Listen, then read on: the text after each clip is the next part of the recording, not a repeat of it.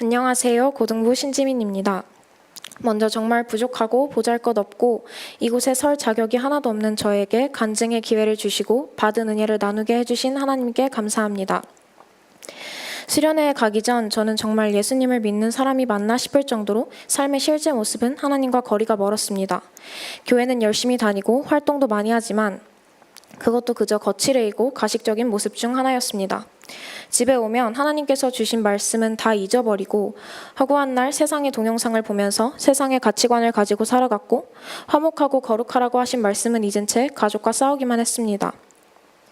특히 계속 기도해도 좀처럼 해결되지 않는 징크스에 관한 생각들 때문에 정말 괴로웠고 감정적으로 살아가며 쉽게 자만하고 무너지는 삶의 모습이 지속되어 힘들었습니다. 그렇게 살던 중 이번 여름 수련회에 대한 공지가 올라오면서 주제가 새로 고침이라는 것을 알게 되었습니다. 삶이 변화되고 싶은 마음은 간절했으나 매번 여름 수련회를 가면 잠깐 동안만 울고 전혀 나아지지 않는 삶의 모습 때문에 이번 여름 수련회도 기대보다는 걱정이 앞섰습니다. 그렇지만 동시에 이번이 아니면 앞으로 나는 진짜 어떻게 살아야 하지? 라는 생각에 마음이 간절해졌고 수련회를 위해 기도했습니다. 그렇게 시작된 수련회 첫째 날 개회 예배 시간에 목사님께서 이번 수련회 때 불평불만으로 임하면 성경에 하나님께서 네 말이 네 귀에 들리게 하리라 라는 말씀이 그대로 나타날 것이라고 하시고 성령 충만해져서 돌아가지 않으면 수련회가 끝나고도 달라지는 것은 없을 것이라는 말에 찔림이 있었습니다. 매 수련회 때마다 불평했던 모습이 떠올랐고 다시 성령으로 충만하기를 간절히 구하고 싶어졌습니다. 그래서 불평하는 마음을 몽땅 버리고 성령님께 기도했습니다. 제발 내게 임해달라고, 이번에 성령 충만하지 못해서 돌아간다면 영적으로 죽는 거라고 전심으로 기도했습니다. 개회 예배가 끝나고 D형 큐티 시간이 있었습니다. 솔직히 저번 수련회 때도 배웠고 할수록 더 모르겠고 어렵다고만 느꼈기 때문에 처음 수련회 일정에 D형 큐티가 있다는 걸 알았을 때 그렇게 좋지는 않았습니다. 하지만 그런 불평 불만을 다 버리고 더 알아보고자 하는 마음으로 활동을 시작했습니다. 본문은 예수님께서 사마리아 수가성 여인을 우물가에서 만나시는 그 본문이었는데 목사님께서 연구와 묵상에서는 본문에 나와 있지 않은 질문을 하면 된다고 하셨습니다. 그때 저는 왜 하필이면 예수님께서는 다른 사람이 아니고 그 사마리아 수가성 여인을 찾아가셨을까라는 질문을 적었습니다. 그리고 예수님께서는 그 당시 유대인이자 남성인 반면에 사마리아 수가성 여인은 이방인의 여자, 그리고 다른 본문에서는 과거도 복잡하다고 하는 그런 가장 약한 사람을 찾아가셔서 나는 너의 그 어떠한 조건도 보지 않고 정말 너를 사랑해서 찾아온 거야 라는 메시지를 전달하기 위해서라는 답을 달았습니다.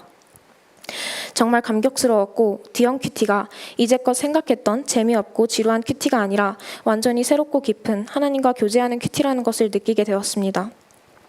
그렇게 좋았던 D형 큐티가 끝나고 첫째 날 저녁 집회가 시작되었습니다. 그런데 찬양이 시작하기도 전에 눈물이 펑펑 나왔습니다. 진짜 성령 충만하고 싶은 마음이 너무 간절했는데 울음이 왜 나오는지 정확한 이유는 모르겠어서 하나님께 그저 분위기에 젖어서 흘리는 감정의 눈물이라면 차라리 흘리지 않게 해달라고 기도했는데도 계속 울음이 나왔습니다. 내 눈이 십자가 보니라는 찬양이 시작하고 가사를 마음에 새기는데 눈물이 계속 나왔습니다.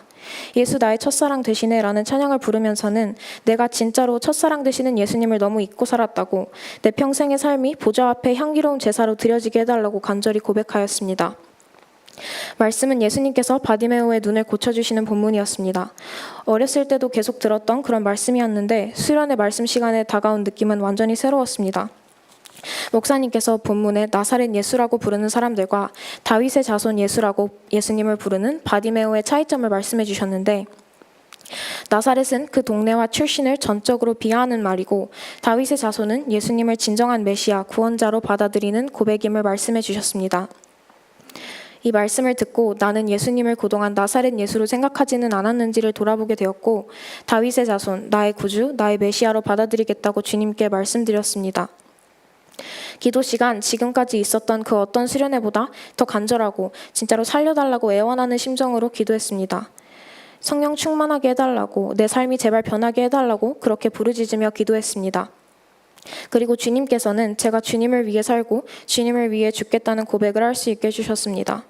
기도가 끝날 무렵 계속 기도하고 있었는데 갑자기 방언이 나오기 시작했습니다. 어렸을 때 어른들이 하는 방언을 따라해 본 적은 있지만 그때와는 정말 전혀 다르게 생각을 아예 하지도 않았는데 갑자기 제 혀가 제 의지와는 상관없이 말하기 시작했습니다. 정말 주님께 감사했습니다. 기도가 끝난 후 제 마음가짐에 변화가 나타났다는 것을 확실하게 느꼈고 징크스가 완전히 깨졌음을 느끼게 되었고 제 삶이 주님께서 받으실 만한 거룩한 제사로 드려지길 원하기를 간절히 바라게 되었습니다. 둘째 날 디언큐티 시간 누가복음 5장에서 베드로가 모든 것을 버리고 예수님을 따르는 장면을 묵상하고 또 이를 연극하면서 나는 그동안 이 핑계 저 핑계 대면서 예수님께서 제자로 삼으실 만한 삶을 전혀 살지 못했다는 것을 느끼게 되었고 내 모든 욕심과 생각을 버리고 주님을 따르겠다고 기도했습니다. 기도의 시간, 이 시간 너의 마음속에 찬양을 부르는데 제가 하나님께서는 사랑을 주셨는데 정작 제가 그 사랑을 거부하고 있었다는 것을 뼈저리게 느꼈습니다. 그래서 주님께 전심으로 회개하고 그 사랑에 힘입어 주님께서 주신 사명으로 살아가겠다고 기도했습니다. 수련회가 끝나고 집으로 돌아갈 때 주님께서 이번 수련회 때 주신 그 어떤 은혜보다 뜨거웠던 그 은혜를 잊지 않고 주님께서 변화시키신 그 마음으로 완전히 변화된 삶을 살아갈 것이라고 다짐했습니다. 주님께서 기뻐하시는 삶의 예배자로 살아가기 위해 때로는 힘들 때도 있지만 그럴 때마다 주님께서 저를 새로 고치셨을 때의 그 감격을 되새기면서 다시 주님의 길을 걸어가도록 노력하고 있습니다. 제 인생을 변화시켜 주시고 마음을 새롭게 하셔서 저를 주님의 거룩한 자녀로 살아갈 수 있도록 제 모든 인생을 이끄시는 하나님을 온 마음 다해 찬양합니다. 감사합니다. 아멘.